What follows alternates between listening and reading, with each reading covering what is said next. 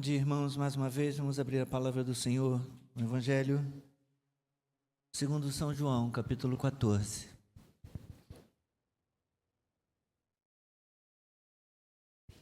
Evangelho de Jesus Cristo segundo João, capítulo 14. Vamos ler do versículo 1 ao 6.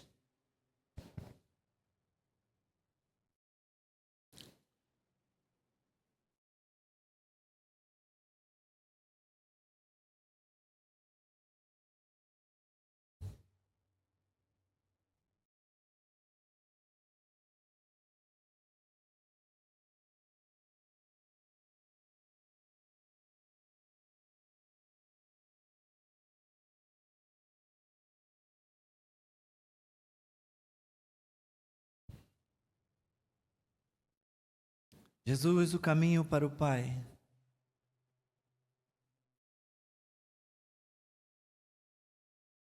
Que o coração de vocês não fique angustiado.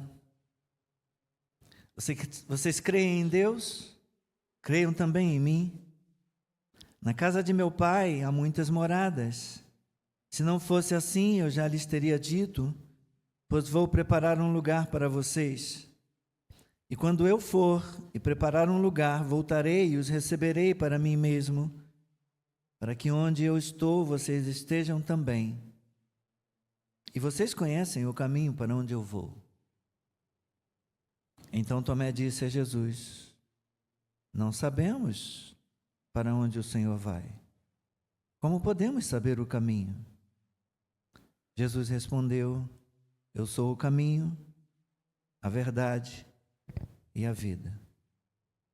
Ninguém vem ao Pai senão por mim. Seja abençoada a leitura da palavra. Nosso Deus e nosso Pai, graças te damos pela bênção e o privilégio de podermos nos reunir diante do teu altar.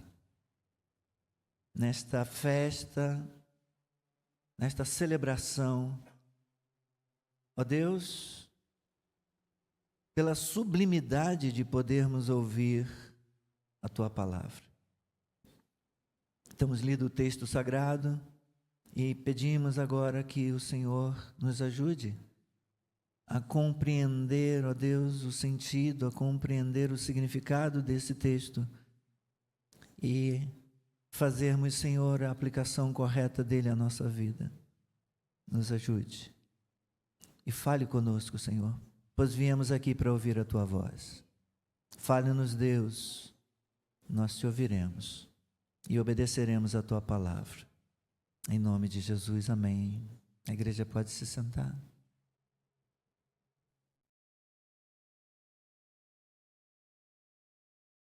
Eu tenho muitos livros do escritor John Stott, um teólogo anglicano, que faleceu há poucos anos, com mais de 90 anos. E dentre os livros dele, um dos que eu mais gosto é Ouça o Espírito, Ouça o Mundo, como ser um cristão contemporâneo. E nesse livro, o John Stott fala a respeito de 3 buscas que ocupam todos os seres humanos, em todos os tempos e em todas as culturas. E são elas: a busca por sentido. Qual o sentido da vida? Quem eu sou? De onde eu vim? Para onde eu vou? A busca por sentido, portanto. A busca por transcendência. Será que existe um ser divino? Será que existe um Criador, um Deus Todo-Poderoso? O ser humano também busca por encontrar-se com Deus, por transcendência. E por último, a busca por comunhão. Thomas Merton disse que ninguém é uma ilha. Ninguém pode viver sozinho, e ele não estava falando nada novo, porque Deus estabeleceu lá em Gênesis que não é bom que o homem viva só. E não era somente uma afirmação para que ele logo em seguida pudesse criar a companheira idônea, a auxiliadora idônea, criar o cônjuge, uma pessoa com quem ele iria construir uma vida junto. Não apenas isso, mas falava da necessidade do ser humano como um ser relacional, que não pode viver sozinho, que precisa do outro. Então, essas 3 buscas são enfatizadas nesse livro pelo John Stott: a busca por sentido, por transcendência e por comunhão. E o Stott insiste, ele prossegue dizendo que pela infinita sabedoria de Deus, essas necessidades elas podem ser satisfeitas por meio do ministério da igreja. A igreja, enquanto uma instituição ordenada por Deus, inspirada por Deus, guiada por Deus, ela pode prestar um serviço para a humanidade na busca de ajudá-la a satisfazer essas 3 necessidades.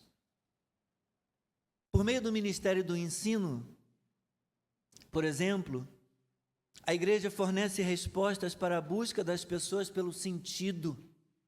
A partir do momento que a gente começa a estudar a palavra, a gente conhece a verdade, a gente encontra respostas a respeito de Deus, a respeito da criação de Deus, das obras que Deus faz, a respeito da nossa própria origem e do nosso destino também, de onde viemos e para onde nós vamos.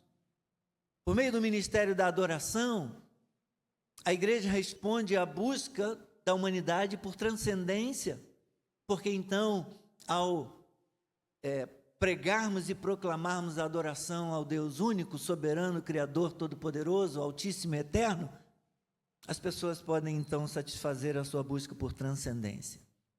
E a coinonia da igreja é a provisão divina para a necessidade humana de ter comunhão com os outros. Então, se o coração humano busca sentido, o credo dos apóstolos começa a explicar para nós a grande história em que Deus nos colocou. Se buscamos transcendência, o Pai Nosso, junto com os sacramentos da ceia e do batismo, nos chamam para uma relação de intimidade, de adoração e de intimidade com o Deus vivo. E se desejamos comunhão com os outros, os 10 mandamentos, o decálogo, por sua vez, nos instrui a vivermos bem e de maneira sábia com Deus e com o próximo. Quando buscamos os testemunhos de todas essas testemunhas, nós podemos então ver com que poder o Evangelho glorioso de Cristo e as 3 dimensões da fé tratam das necessidades e dos desejos humanos mais profundos. E cabe lembrar aqui de uma brincadeira que parece piada de escola dominical, que diz: não importa qual é a pergunta, a resposta sempre é Jesus. Mas certamente isso não é piada, isso é verdade.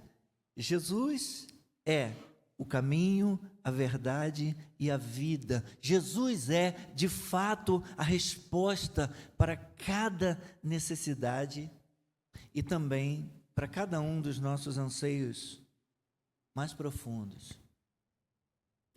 De acordo com os teólogos J.I. Packer e Gary Parrott, autores do livro Firmados no Evangelho, Edificando Crentes à Moda Antiga, da editora Cultura Cristã, a fé que somos chamados a proclamar, ela possui 3 dimensões: o caminho, a vida e a verdade. Qual o significado que esses termos comunicam para nós? Eu queria olhar para o texto e para o seu contexto, juntamente com vocês, a partir desse momento. No contexto maior de João 14, Jesus reitera a sua intimidade pessoal, singular com o Pai e a sua reivindicação de ser aquele por meio do qual nós temos acesso ao Pai. Aqueles que conhecem Jesus, ele diz no versículo 9, conhecem o Pai. Veja, Jesus respondeu no versículo 9, há tanto tempo eu estou com vocês, Filipe. Você ainda não me conhece? Quem vê a mim, vê o Pai. Como é que você diz, mostre-nos o Pai? Então Jesus, ele afirma que quem o conhece, conhece por conseguinte, conhece consequentemente o Pai. E se você está anotando, João 5, versículos 19 a 27, e João capítulo 17, versículo 3, na oração sacerdotal, também reforçam isso, que o conhecimento de Jesus, consequentemente, nos leva a conhecer o Pai. Nós acreditamos também, irmãos, que as três expressões utilizadas por Jesus, no versículo 6 de João 14, o caminho, a verdade e a vida,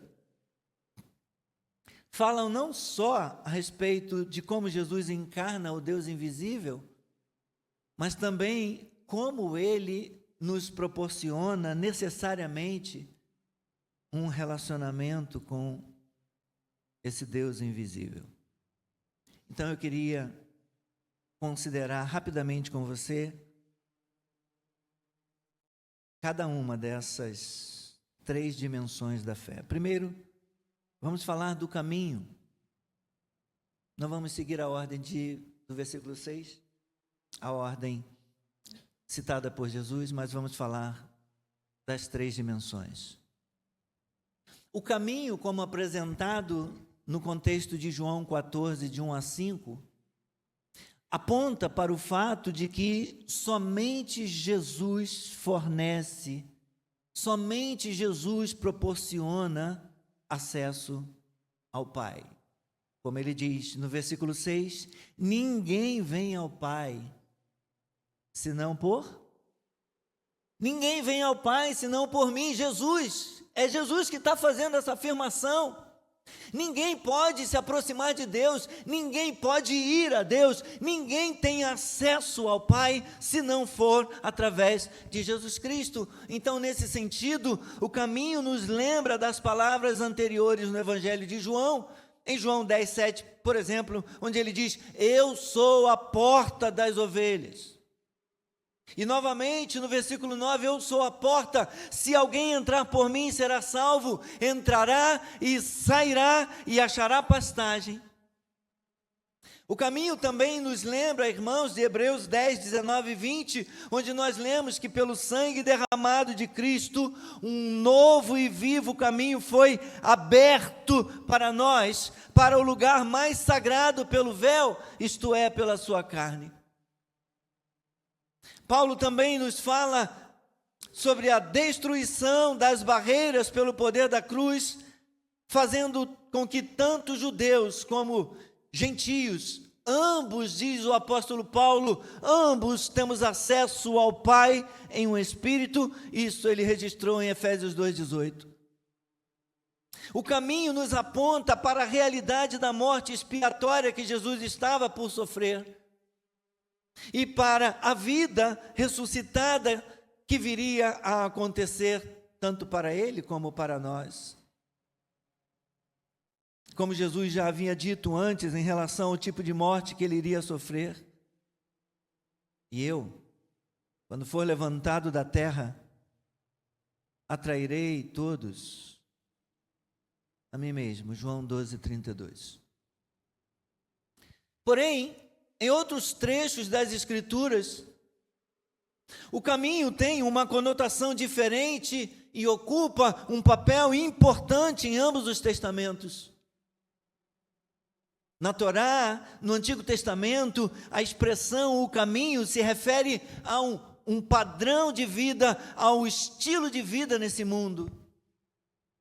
Assim, existe um contraste entre o caminho do justo e o caminho do ímpio, como nós lemos no Salmo 1. E muitas vezes, o caminho dos justos ou o caminho do Senhor é simplesmente chamado de o caminho, ou os caminhos do Senhor, seu caminho, teus caminhos, e assim por diante, como foi lido. Foi o Salmo 25, Guilherme, que foi lido? Salmo 25, versículo 4 e versículos 7 a 10. Mas qual é o caminho do Senhor? O caminho do Senhor, se pudéssemos responder em uma única palavra, é o caminho do amor. Andar no caminho do Senhor significa viver uma vida caracterizada pelo amor a Deus e ao próximo. O amor a Deus se manifesta em obediência aos seus mandamentos, como a palavra nos ensina em Deuteronômio 6,4 e em João 14 e versículo 15, que diz: se vocês me amam, guardarão os meus mandamentos. Está aqui, nesse texto que nós lemos no capítulo 14, um pouquinho mais à frente. Se vocês me amam, guardarão os meus mandamentos. O amor a Deus, portanto, se manifesta em obediência aos seus mandamentos. E como principal dos mandamentos, nós devemos obedecer ao seu mandamento de amar ao próximo. Em Marcos, no capítulo 12, versículos 28 a 31, Jesus concluiu que não há mandamento maior do que este: amar a Deus sobre todas as coisas e amar ao próximo, ao seu próximo, como a si mesmo. Como é possível juntar esse amplo conceito bíblico do caminho com a declaração dada pelo Senhor Jesus Cristo de que Ele é o único caminho que leva ao Pai? Eu queria que você me acompanhasse aqui nessa argumentação. O caminho do Senhor é o caminho da vida e da bênção. Todos concordam? Quem concorda, diga amém. O caminho do Senhor é o caminho da vida e da bênção. Aqueles que trilham, aqueles que andam nesse caminho por meio de sua obediência aos mandamentos de Deus, viverão e prosperarão diante do Senhor. Na pregação do domingo passado de manhã, em Levítico, no capítulo 18, nós lemos no versículo 5, que aqueles que guardarem os estatutos e os mandamentos do Senhor, por eles viverão. Quem obedece os mandamentos de Deus vive e prospera diante do Senhor. O problema é que quando lemos Romanos capítulo 3, versículos 9 a 18 e outros trechos da Escritura Sagrada, nós aprendemos que não há quem tenha obedecido completa e totalmente os mandamentos de Deus. Não há ninguém que entenda a palavra de Deus. Não há ninguém que obedeça.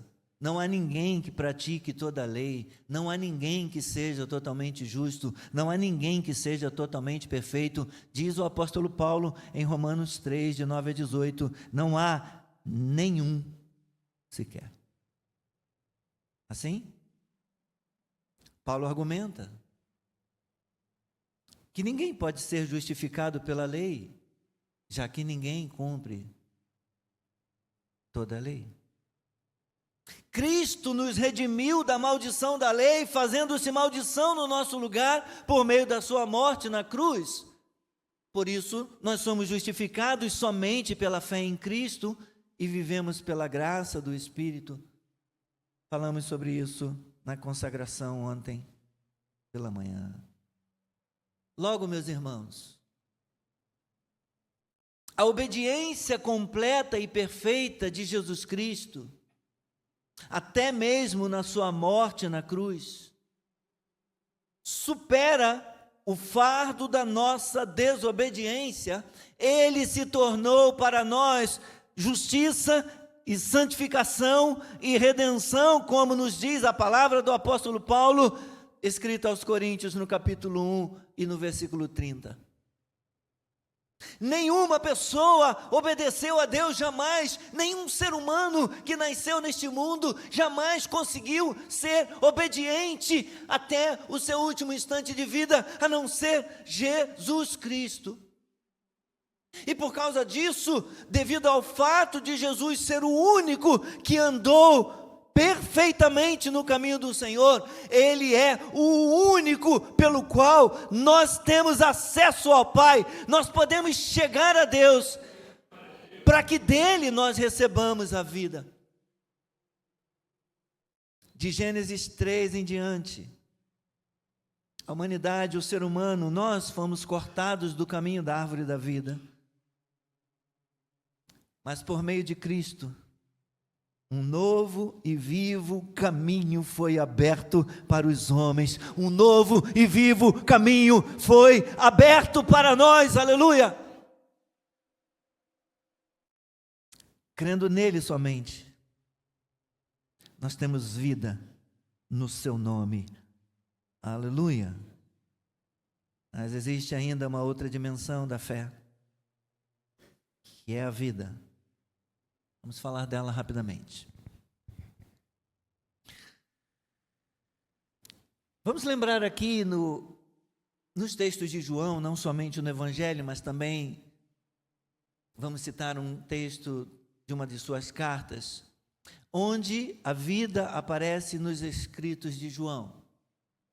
Em João capítulo 1 e versículo 4, talvez você se recorde, é chamado de o prólogo de João. O texto diz que a vida estava nele, João, versículo 4, a vida estava nele e a vida era a luz do mundo. João capítulo 3, versículo 16, diz a palavra, para que todo o que nele crê não pereça, mas tenha a vida eterna. João 4,14 diz, a água que lhe der será nele uma fonte a jorrar para a vida eterna. João capítulo 10, versículo 10, eu vim para que tenham vida e a tenham em abundância. E na primeira carta de João, capítulo 5, 11 a 13, é um texto um pouquinho mais longo, diz, e o testemunho que temos dele é este, que Deus nos deu a vida eterna, e esta vida está no seu Filho. Quem tem o Filho tem a vida, quem não tem o Filho de Deus não tem a vida. Queridos irmãos e irmãs, essas passagens, elas deixam claro para nós que a vida que está sendo prometida aqui, nada mais é do que um relacionamento vital com Deus, um relacionamento vital com o Deus vivo. E esse relacionamento significa que aquele que crê em Jesus Cristo tem a vida eterna, não entra em juízo, mas passou da morte para a vida. João fala disso no capítulo 5, versículo 24 do seu Evangelho. Portanto, a vida eterna é uma dádiva que pode ser desfrutada agora e para todo sempre. Aqueles que creem em Jesus já possuem a vida eterna e por isso a esperança da glória já pertence a eles. Você é um desses? Mas como experimentamos essa vida? Como alguém pode experimentar essa vida que Deus oferece em Cristo?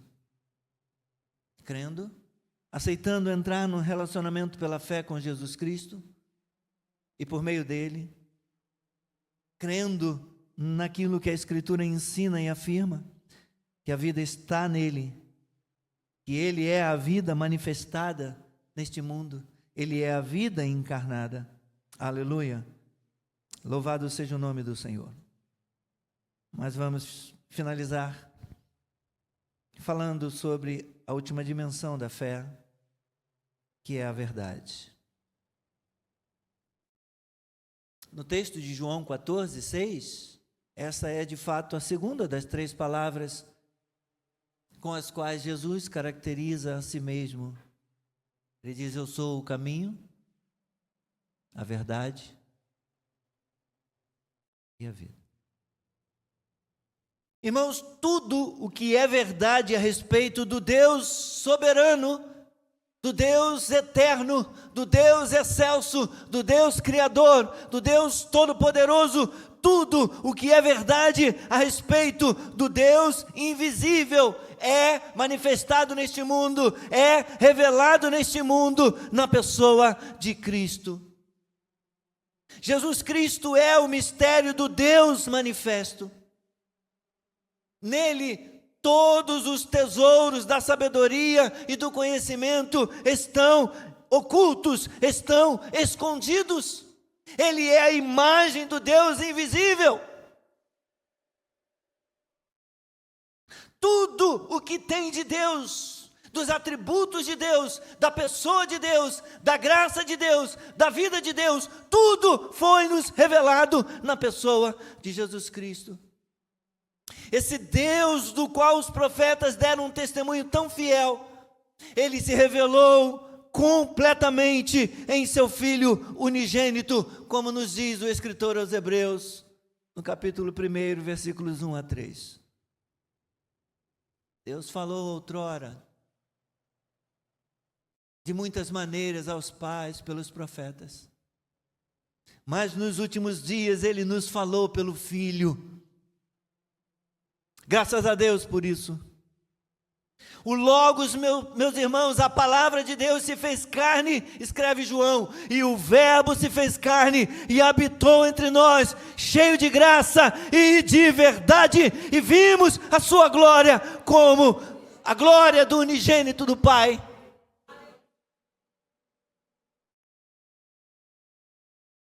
Então nós chamamos as 3 dimensões da fé de a verdade, a vida e o caminho. Essas palavras nos lembram de que aquele que proclamamos é o próprio Cristo. Aquele que nos é apresentado no Evangelho é também, diz a nossa Bíblia, a verdade encarnada do Deus único, do Deus invisível. Aquele que proclamamos é o próprio Cristo, aquele que nos é apresentado no Evangelho é aquele que oferece à nossa alma sedenta a própria vida de Deus. Ele é também aquele que nos mostra o caminho de Deus. Ele nos mostra esse caminho de Deus por meio da sua obediência ao longo da sua vida aqui na terra. Ele é aquele que se tornou o caminho para nós, por meio da sua completa obediência ao Pai, até mesmo em sua morte na cruz por nós.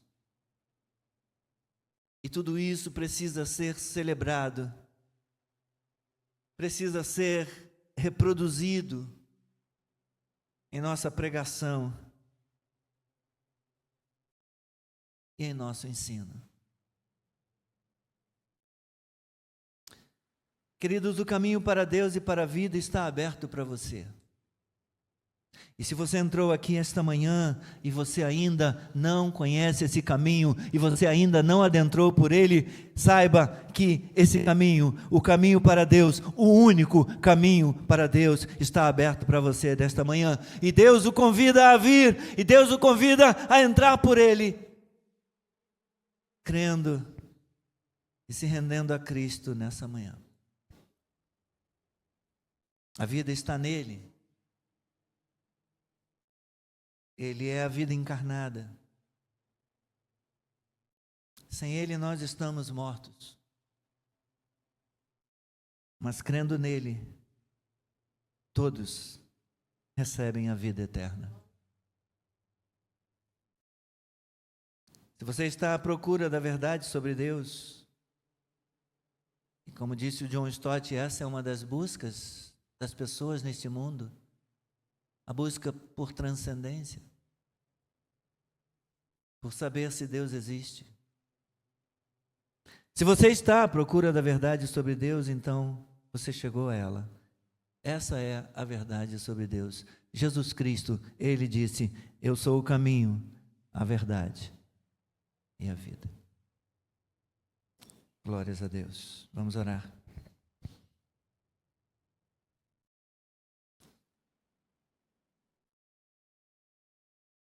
Tu és Deus bendito para sempre. E nós te damos graças, Senhor, pela oportunidade de proclamarmos a Tua palavra.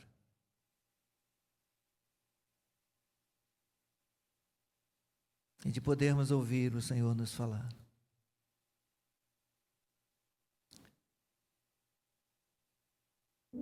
Glorifica o Teu nome. Glorifica o Teu nome, Senhor. Em nome de Jesus.